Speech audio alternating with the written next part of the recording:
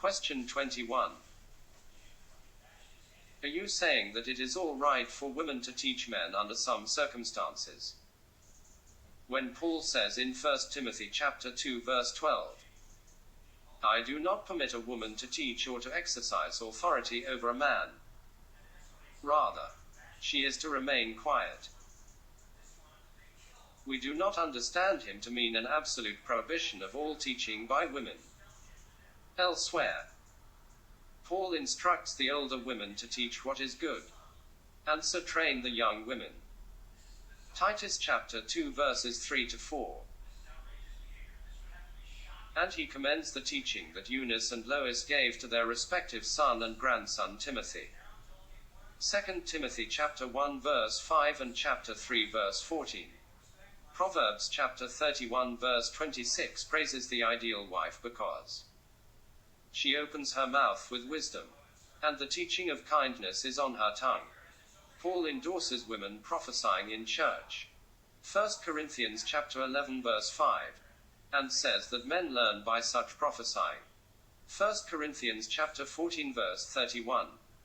And that the members, presumably men and women, should be teaching and admonishing one another in all wisdom, singing psalms and hymns and spiritual songs.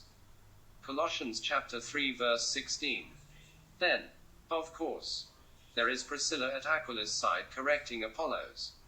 Acts chapter 18 verse 26.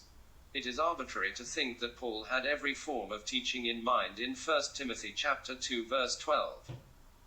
Teaching and learning are such broad terms that it is impossible that women not teach men, and that men not learn from women in some sense. There is even a way that nature teaches. 1 Corinthians chapter 11 verse 14. And a fig tree teaches. Matthew chapter 24 verse 32. And suffering teaches. Hebrews chapter 5 verse 8. And human behavior teaches. 1 Corinthians chapter 4 verse 6 and 1 Peter chapter 3 verse 1. If Paul did not have every conceivable form of teaching and learning in mind, what did he mean?